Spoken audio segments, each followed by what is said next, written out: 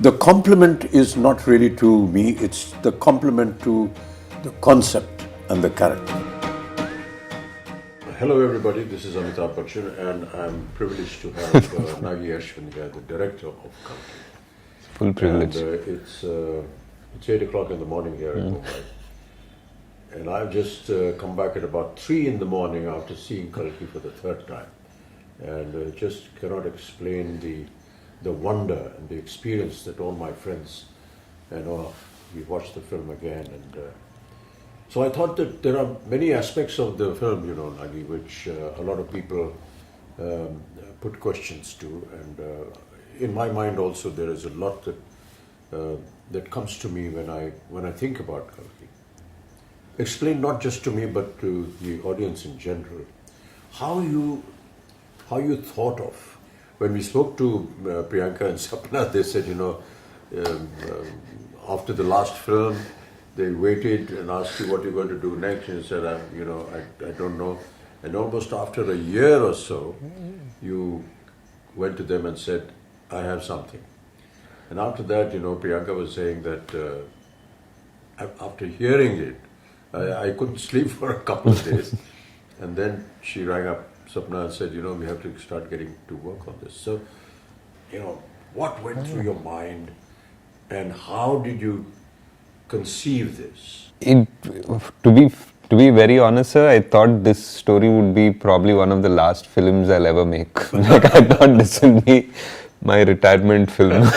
But and I had. We won't let you do that. Yeah, and I had like a smaller story, maybe something that was not as ambitious as this that I wanted to start off with, and somewhere along the way, like those few months after Mahanati, I was coming across either articles or like some sort of videos about the Chiranjeevis or about some sort of a Mahabharata connect, and I was even seeing some articles where I was seeing that maybe some production houses in Bollywood were starting to think about Mahabharata or Ramayana and all of that at that time, and I had this story, I had a germ of this story already by then, and I was like, okay, so maybe it's time to bring this out of hibernation, and I took it out and I started living with it for a few weeks, and I realized that the energy that it would probably require to bring this to life and to bring it in front of people was something that I probably had now. And I don't think, to be honest, me, Swapna or Priyanka fully knew what we were getting into when we had that first narration. That's what they also said, they suddenly realized, oh my God, we need to start working on this now if this concept and this dream has to fructify. Yeah, we started with one concept artist and we thought, we'll conceptualize the main sequences of the film, but as we kept going deeper into that rabbit hole, so to speak, we realized every single thing had to be conceptualized and every single thing had to be built, and we realized it needed an army. Yeah, you showed me a photograph of Ashwatthama who has aged and is now fighting Bhairava. Yeah. Fighting Bhairava. And for someone to have had that kind of a visual in mind, and then to be told about the title, Kalki, and 2898 AD, and I couldn't understand that. So maybe you could explain for the benefit of the audience. Core of the story was the first scene in a way. So 6,000 years after the death of Krishna. Which is what comes in the subtitle. Yeah. So 6,000 years have passed ever since Krishna gave the shrap to Ashwatthama. Yeah. So 6,000 years after when Krishna is said to have left his body was 3,102 BC, so to speak. So exactly that would lead up to 2898. The story of Ashwatthama happens after the 18 days of the Kurukshetra. Yeah. It happens at the very end, like after the victory, after everything. This is probably 18 days of the war. Yeah. After the 18 days of the war, this is the last thing that happens in the Mahabharata, so to speak. The most important confrontation between the Pandavas and the last Kaurava, so to speak. Yeah. So I felt that this was the ending of this story, sort of, but it's also the beginning of another story. Yes. And it doesn't finish. Like, I feel it's not finished. We just, even in the Mahabharata, for what I have read, it just is like Ashwatthama is cursed and he walks into the woods. Like, he leaves Krishna and Bhima and everybody aside and he walks into the woods. We don't know what happened to him. So that's like a starting of a story. Now I wanted to know, like, if this man is cursed and he has been witnessing this entire Kali Yuga, like, that's the most interesting thought process. Like, because he is this ultimate warrior, but he's not interfering in the events of the Kali Yuga because he has a larger purpose. So I felt that it was audacious in a way for me to attempt to think that I'm finishing something that was left in the Mahabharata, but I was like, nobody's done it yet, so let's give it a shot. Yes. But why did you think like this? That I want to know what happened after that. Because in a sense, the Mahabharata ended at the end of the war after 18 days. Krishna gives disgust to Ashwatthama, end of matter. Yeah. But you said you thought, okay, what happened after that?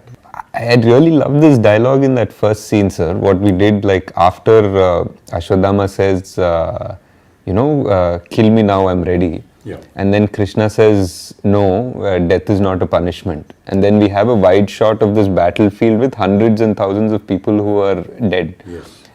And that, for me, even when I was writing it, that just felt like it had a deeper meaning. It feels like, Mahabharata has killed millions of people, but Krishna right now is standing there and saying, death is not your punishment, having to live is your punishment. That just meant, like, maybe there is a whole karmic level to this whole thing. Mm-hmm. And for Ashwatthama also, I felt that anger, like, though he was very cruel in that particular moment, that anger was justified because he just felt that his father was killed very unjustly. And his father was a great warrior and he was killed in the most unjust way. So his anger was justified in his own way. So now his redemption is also very justified. But we never know if that redemption ever comes, because it's not like Ashwatthama is always been evil or something like that. He's actually a very noble warrior. He's meant to be an avatar of Shiva. People say, like, Drona prayed to Shiva to get a rupam of Shiva as his child, and that's how Ashwatthama was born. There's a beautiful, beautiful couple of pages in the Mahabharata that shows before Ashwatthama enters the Pandava camp to massacre the rest of the Pandava army. He sort of, Krishna had put out a barrier. He had put out, like, his magic in a way. He's put, like, the biggest celestial guardians around the camp, and he went back to the kingdom, and Ashwa came and he realized he can't cross those celestial guardians, and for that one time he became like a Rudra Roop, like he became Shiva. He entered one pyre and he came out like Shiva, and there's Kripacharya watching this and he became so scared, like he actually ran away from that scene because Ashwatthama was so terrible and so magnificent. So that character always intrigued me. Like, you can't have an avatar of Shiva who is the greatest, is the son of the greatest warrior, and not know how his story ended. So that was the point of evolution of the idea and thought of how to continue. Yeah. And he wasn't also, like, the most popular Mahabharata character, because from what we've usually exposed to in serials or books or anything, we know about the main ones. We rarely know much about Ashwatthama, but I feel he was multiple times capable of destroying the Pandava army if not for Krishna. Like, there were astras that only he could use and only Krishna knew how to stop them. After 6,000 years. Yeah. You hear the words of Krishna saying, that when there is no water in the Ganges. And these were all very symbolic but very pertinent little things that kept coming up. How did you conceive that the futuristic world 6,000 years from now is going to be looking like this? There were a lot of things that we try to extrapolate, sir. Like, for example, there is massive drought now. There is clean air is already such a problem in so many places in China or even Delhi, for that matter, that buying air is going to become a common thing. It's actually become a common thing already. And the fact that physical currency is not going to exist has already happened. So a lot of things that when we started writing we thought were very futuristic have already happened by the time the film released.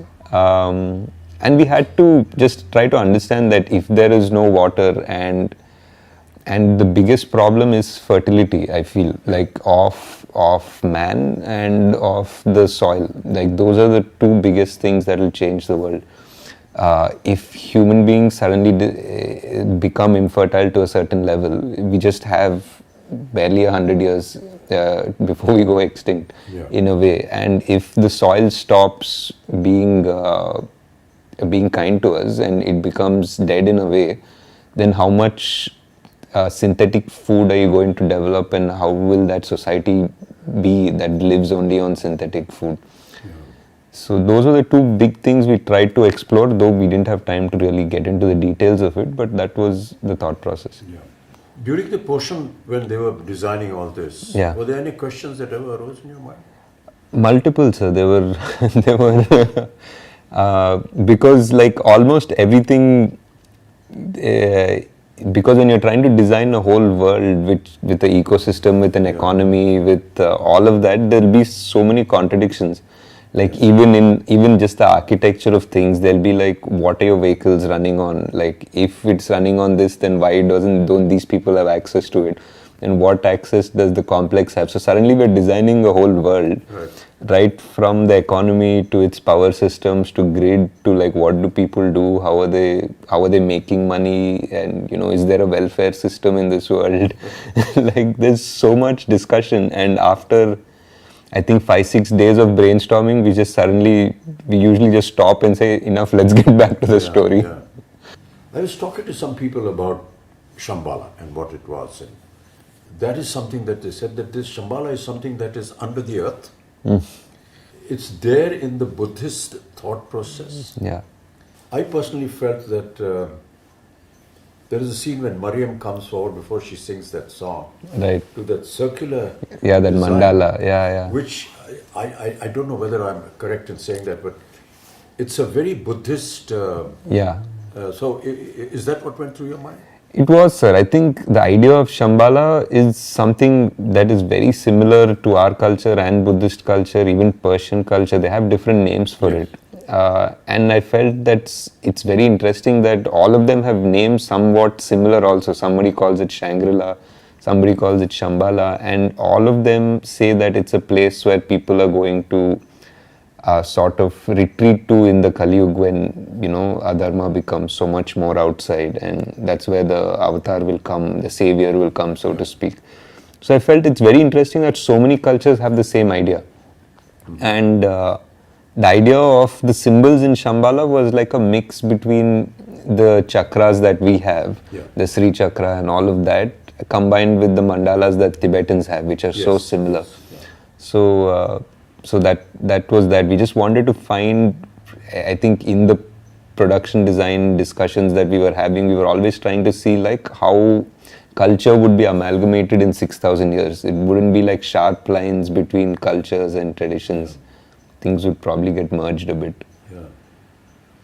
But it's, it amazes me how one person's brain could have designed and thought of all these things. I couldn't have, sir. There was a production designer, Nitin Zihani. We had multiple meetings.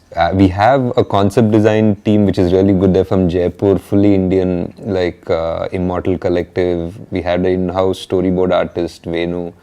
I mean, for a movie like this, I would say that we probably required a bigger team, but the team that we had was fully on board, and everyone was constantly ideating. I mean, I definitely had to okay the final aesthetic, and I would guide them and direct them the way it had to go. But if not for the concept designers and Nitin's brain also, this wouldn't have come out the way it has. Kamal that day when we had a general, when we were talking to the rest of the guys, he said something very nice. Yeah.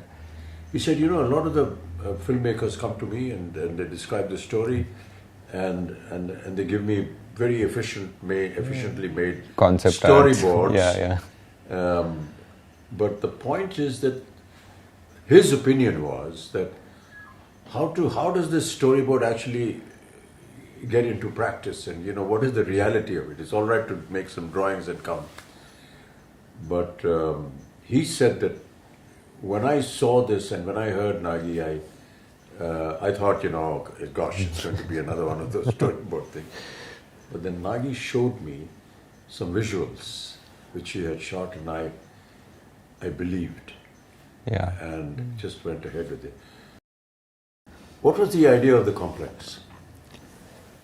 The idea of the complex was, it was like everything is there. It's beautiful. It feels like heaven. There's water. It feels like, animals are frolicking happily, and it's clean air and all of that. But there's something that feels unnatural about it as well. There's something that doesn't feel real, and it doesn't feel it belongs there. So it was that aspiration of man.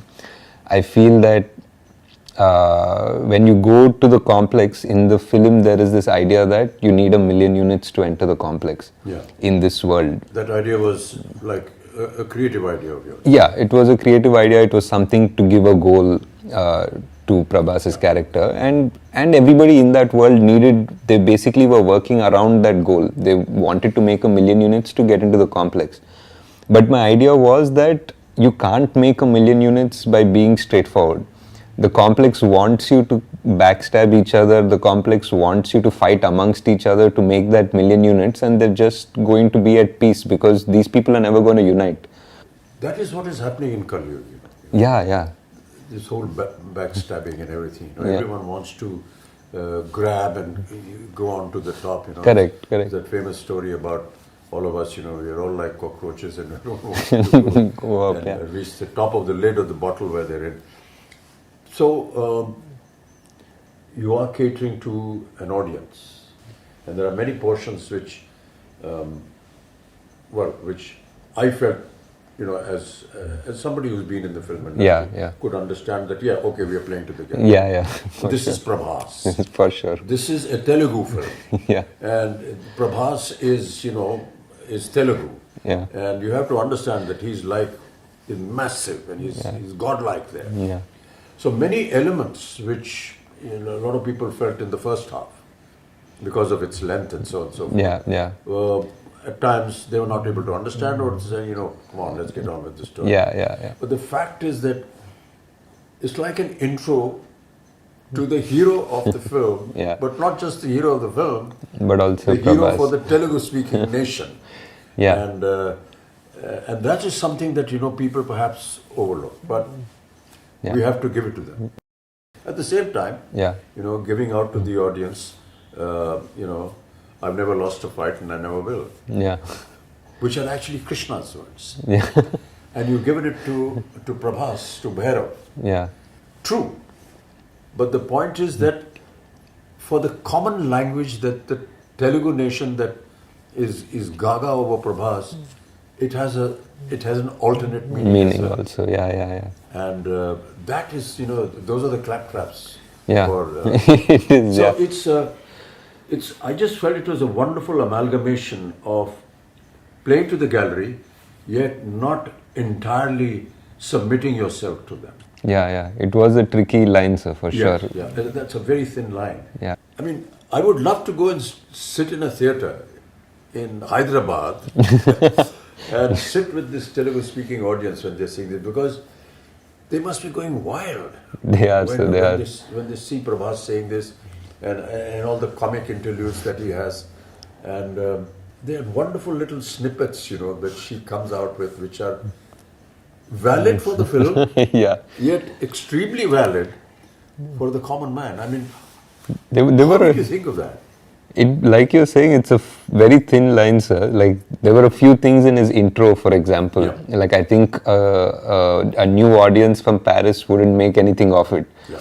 Because there's a hologram that is glitching it says possible rebel, 5-star bounty. Yeah. And then it just glitches just for a moment right next to Prabhas and says rebel star for like an instant.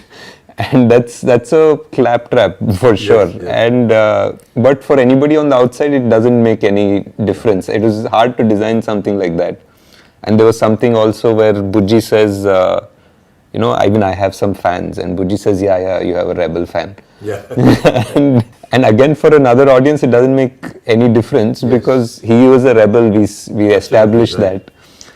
But that's what I felt. It was a brilliant amalgamation of playing to the gallery playing to the audience in Hyderabad, yet not moving away Yeah. from the concept of the film. Yeah.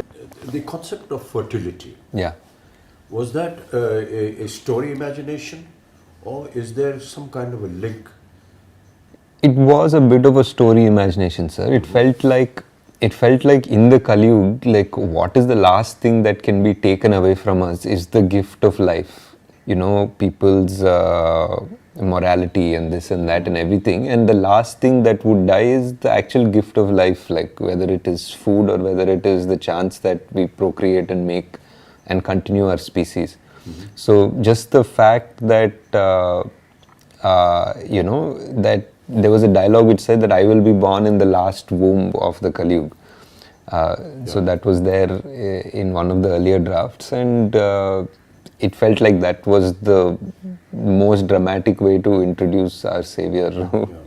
And a lot of questions being asked is, how do you manage to perform when you don't have the props around you? Yeah. We really tried in this film to build as much as we could, sir. Like whether it was the off sector where there was desert and the truck and everything, or Shambhala, the bridge. We tried our best to give as much, but yeah, there were definitely sequences where it was just a blue screen. And we all know that Indian cinema works on poetic justice. Yeah.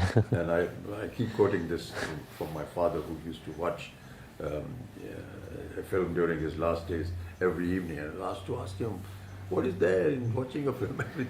So he used to say that, I get to see poetic justice in 3 hours. So during the length of the film, at the end of the film, there's poetic justice. To bring that kind of poetic justice in Kalki, in the Mahabharata, is it going to be factual? Is it not? I mean, this we will discover in part 2.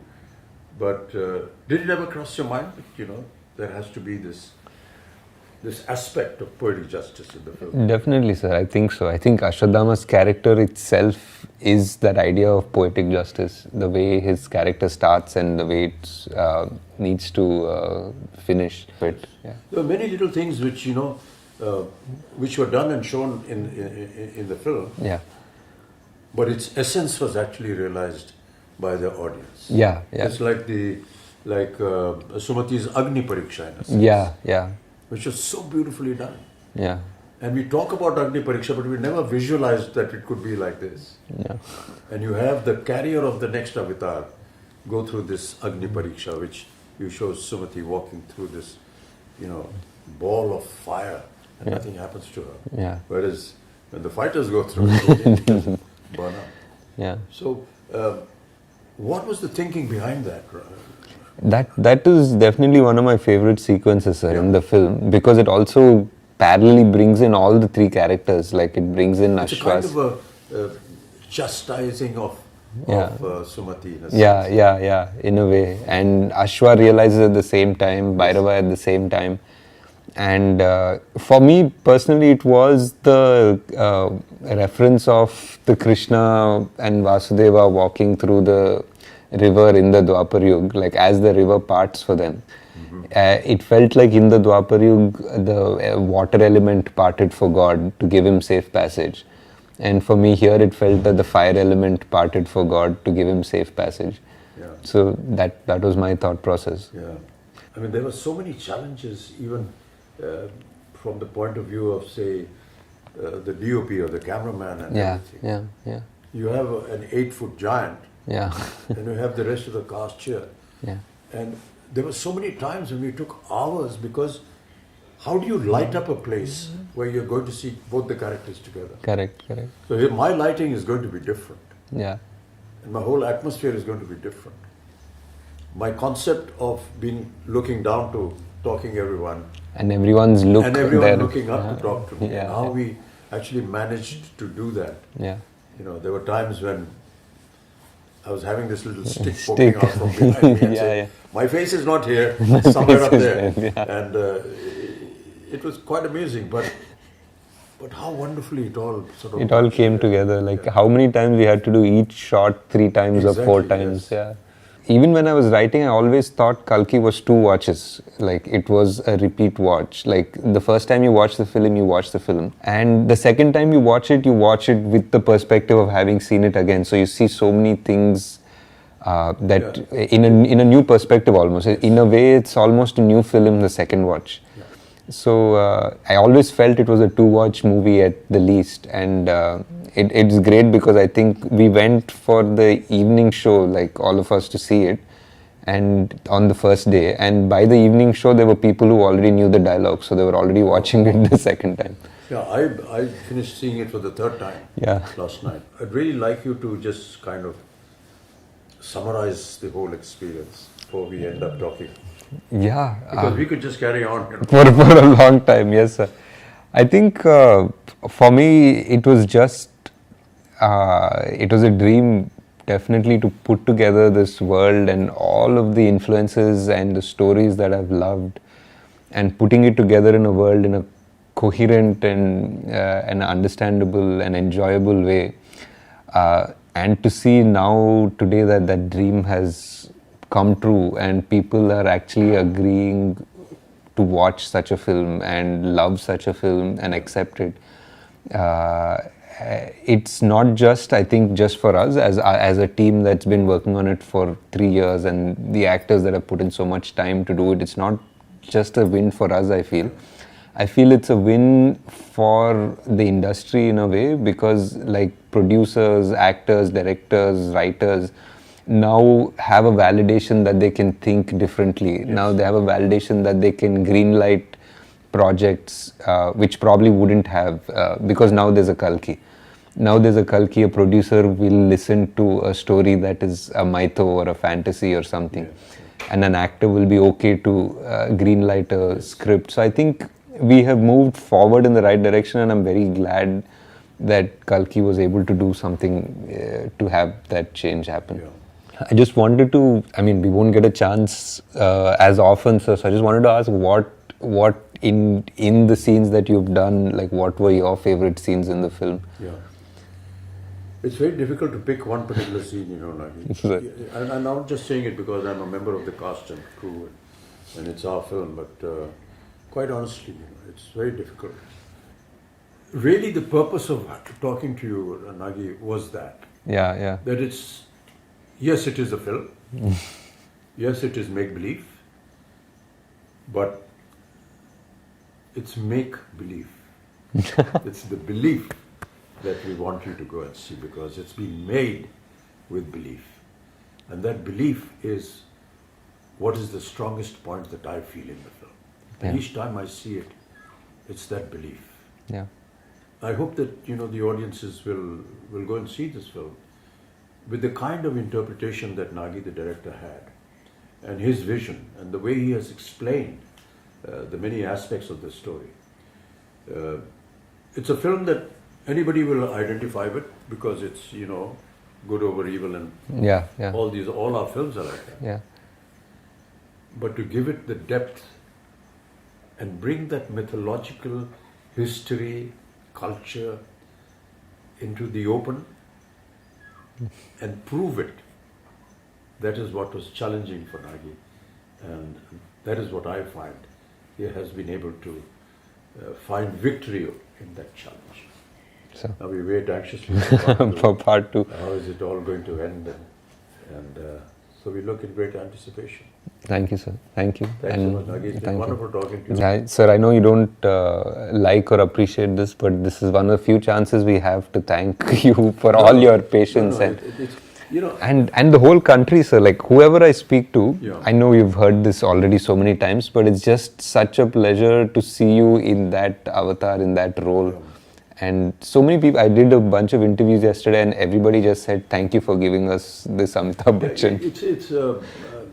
it's a fan fallacy, thing. actually. I know you don't like any of No, it, sir. it's not a case of liking. I just feel that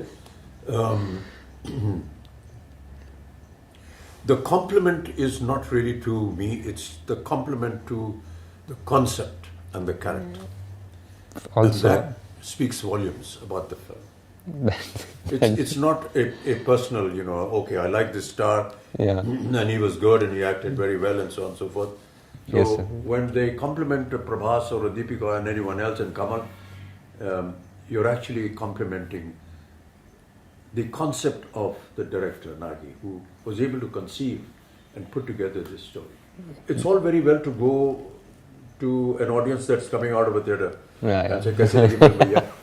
So it's another बहुत अच्छी movie है. क्या उनको नहीं समझ में नहीं आया ये नहीं वो. It's not that. I think that we need to catch some people the youngsters, and say, let's sit down and have a chat. And what did you actually see? What did you think of? What was going through your mind when you were watching all this? It would make a very interesting subject. And I'm going to catch Abhishek. Please do, sir. That would be great. My granddaughter, and have a chat with them, much like we've had here. Yeah. And ask them some very pertinent questions. Right. Thank you, Nagi. That'd be great, sir. Yeah, such a thanks. pleasure, sir. Thank you so much. That's the end of our very long, intimate conversation. And I hope that you enjoy the film when you see it. Thank you so much. Namaskar. Great, sir.